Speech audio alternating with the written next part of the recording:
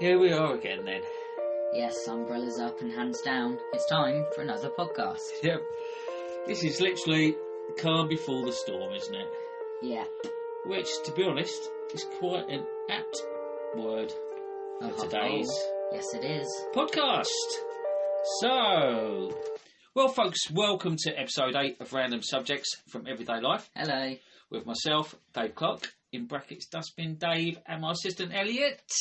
Hello. And today, our subject is... UK weather. And this subject is literally endless. Well, let's start with breaking our seasons down a bit, shall we? And what we can traditionally expect. But, as our weather is so unpredictable, Elliot, have you got any ideas why? Yes, well, it's because of global warming, mate. Climate change refers to long-term shifts in temperature and weather patterns. These shifts may be natural, but since the 1800s, human activities have been the main driver of climate change, primarily due to the burning of fossil fuels, like coal, oil and gas, which produces greenhouse heat-trapping gases. Yeah, that's a good one. I mean, global warming, that's a major issue nowadays, isn't it? There's probably plenty of other reasons as well. But, I mean, traditionally, with our seasons over the years, they have been changing, haven't they? I mean, Traditionally, I mean, what would you expect in the spring, for instance? I mean, obviously, you'd expect to be warming up, wouldn't you? Yes. The clock's going forward? Yep. Anything else?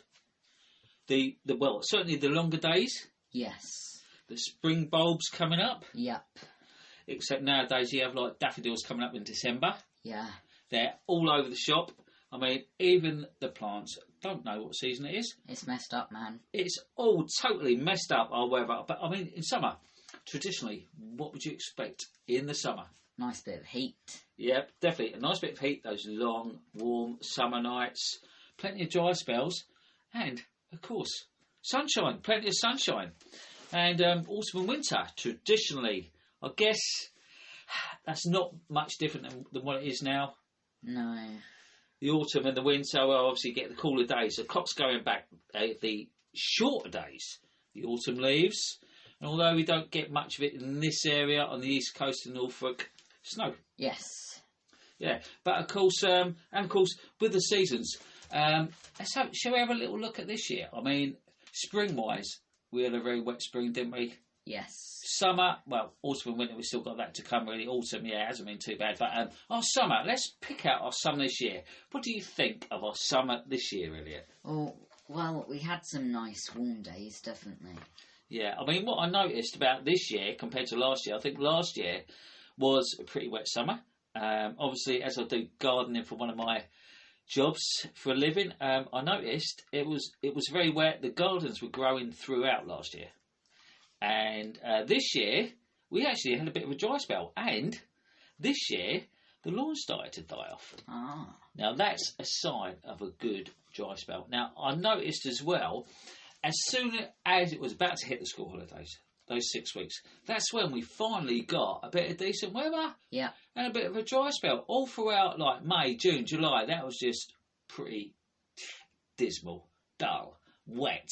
You couldn't see, I think there was one little week in June what was quite nice, quite sunny. But then it wasn't until the school holidays that it started to get a nice dry spell, a little bit of warmth, a bit of sun, and that's when the lawn started dying off. And for a change, for your school holidays, you actually had pretty dry days, didn't you? Yeah, it was lovely. I mean, I do always feel sorry for the school kids, because as soon as they break up, throughout August, it's just terrible, isn't it? It's just total pants. Yeah, that's what it seems to be. But this year, well, it was a little bit different, wasn't it? Yeah. But, well, we were chatting about the seasons and what traditionally to expect. Oh, yes. Well, I guess nowadays, right, well, it's very unpredictable. All we get, like, is flash floods. Yep. We get endless rain. We get record temperatures. And like I said before, even the plants don't know what season it is. So, yeah, it is completely messed up. But apart from global warming, what other reason do you think the UK's unpredictable weather could be to do with? its location. Oh, Yes. location. That sounds interesting. Yes, that's right. The UK is an island nation between the Atlantic Ocean and the large landmass of continental Europe. Oh. This location means that the UK is affected by many different air masses, which are loose bodies of air with similar temperatures and moisture properties. Oh, well, yeah. I mean, global warming and location, certainly location has to be a key. I always think as well, the position of the jet stream. Ooh. Now, if anyone's not sure what the jet stream is, now it's not an airline. It's actually a fast-moving, narrow current of air that flows around the Earth. And it affects the weather at the surface. So when the jet stream is below the UK, it creates low pressure, which leads to colder, windier and wetter conditions. And when the jet stream is further north, high pressure from tropical winds brings the warmer weather. So basically, yeah, we sort of want that jet stream to head further north of the UK to allow that warmer weather to come through. So sometimes, yeah, the jet stream seems to get stuck like further down, further south, which could as well be another factor to our pretty dismal weather sometimes, which obviously changes sometimes. But it always depends year to year, I think, doesn't it? Yeah, thanks, weatherman. I mean, snow, for instance. Snow in this area. I mean, we live in East Norfolk, don't we? Yeah. Now, we all seem to have a bit of snow around your birthday, don't we? Sometimes. Yeah. Now, what date is your birthday again, Elliot? January 13th. Yeah, January 13th. I think, actually, for the last 2 years on the trot, we've had a bit of snow on that day, haven't we? Yeah. So, folks, if you are listening and you live in East Norfolk, remember that date.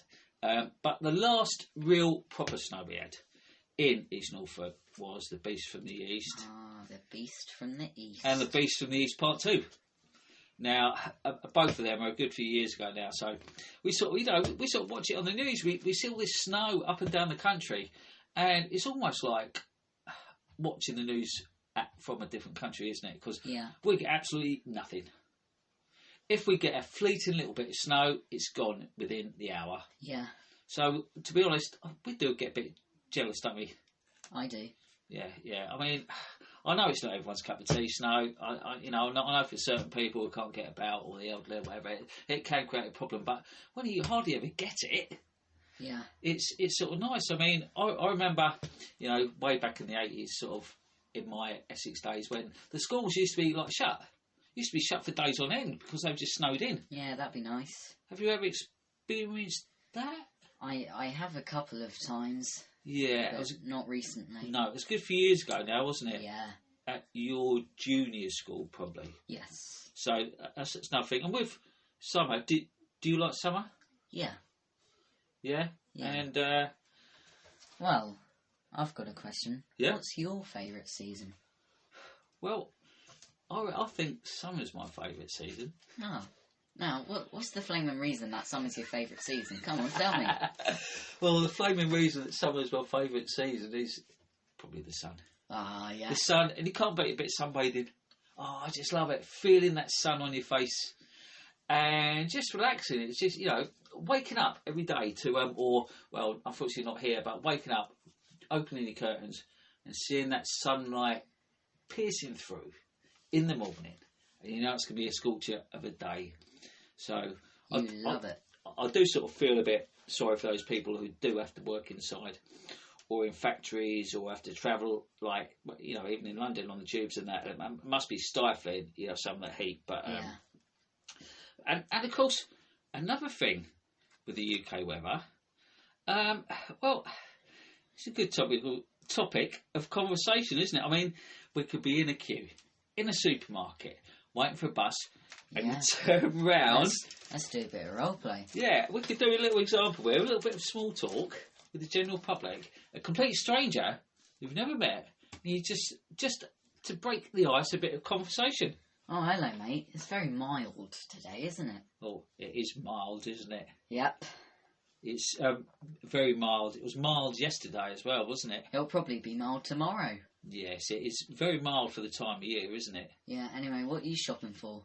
Oh, well, I'm just getting a paper today, mate. How about you? I'm doing my weekly shop. Look at all this rubbish I got. Oh, well, hopefully tomorrow it'll be a bit. We'll get a bit of sun. Hopefully.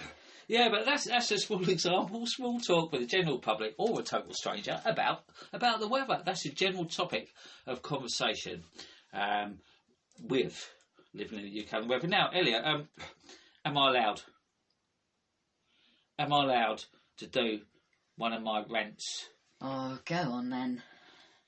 They do get tired of this, folks, or listener. A rain rant.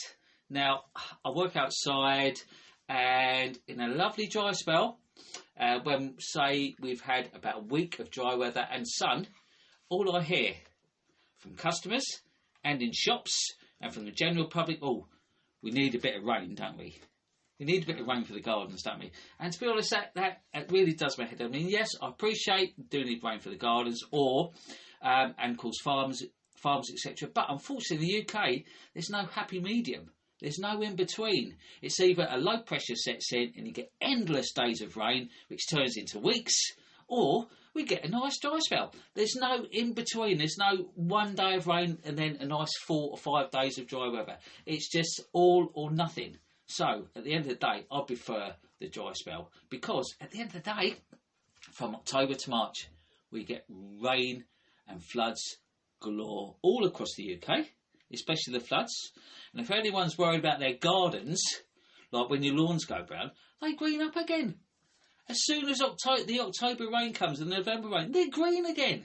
And you're only really watering your plants for a short spell, but basically just enjoy that dry spell. Oh dear, let's calm down, please. Oh, and just quickly about... No, I won't say it. I'll say it for another time about heat waves. Oh, just quick... Well, I might as well... Just very quickly, Elliot, what do you think of heat waves? Brilliant. Yeah, I absolutely love it. I think there was about 3 years ago now, I've got a little souvenir on the fridge of the temperature here in case I see it was 30 degrees for 5 days on the trot. Wowzers. And that was unbelievable. It was just lovely. There was no wind. I was just walking outside. It was just like being abroad. But that's another thing. You know, people do complain, oh, it's too hot, but they're often still in their trousers or a long sleeve shirt. I mean, at least just walk about in a pair of shorts and cool off. But I guess I have to understand that these people aren't used, and me, and everyone, we're not used to it in the UK. Simple as that. If we grew up with that sort of heat, we probably wouldn't complain so much. But that is another thing with the UK public, isn't it? We always complain about the weather, whether it's our perfect day or our not so perfect day. There's a complaint, isn't there? It's just part of being British. It is, I think. I think it is.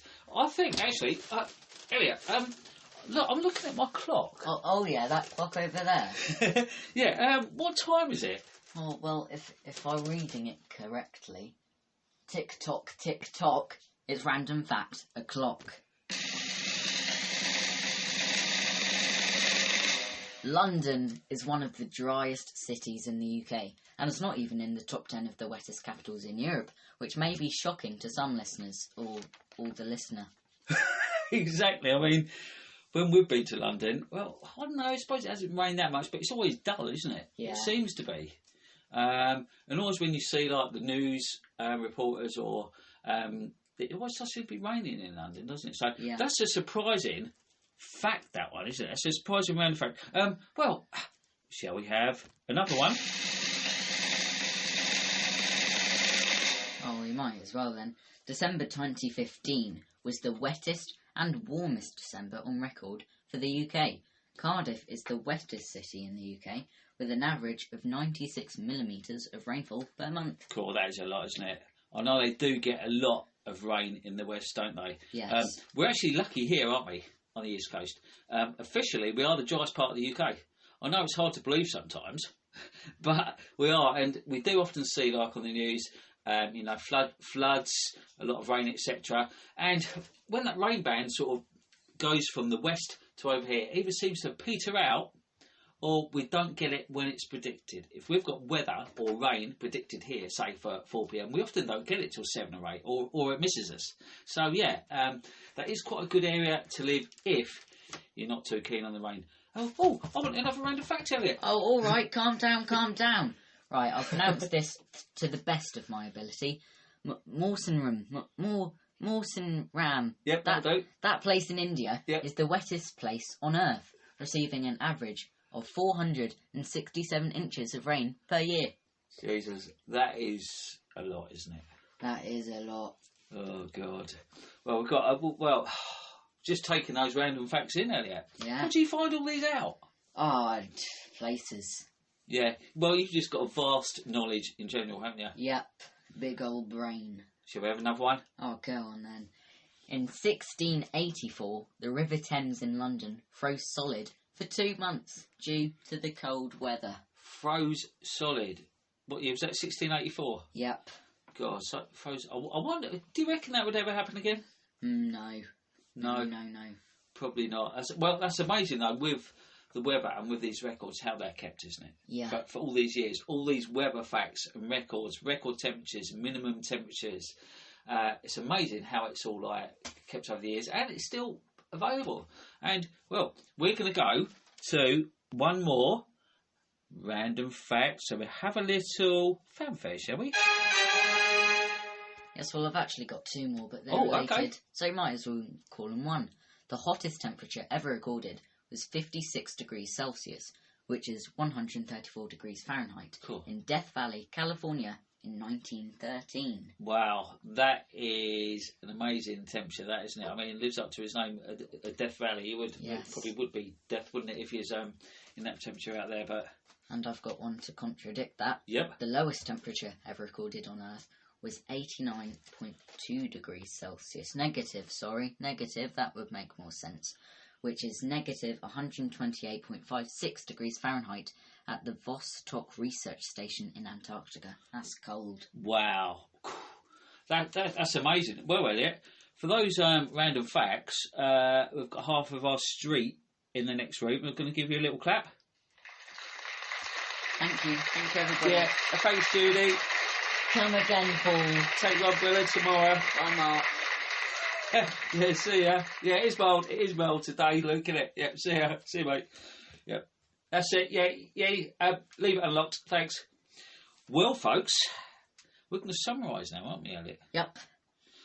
Whether you love the cold, the rain, the heat, the snow, we get it all over here, don't we? We sure do. And it's definitely a part of all of our everyday lives. So, it's goodbye from me, and it's goodbye from...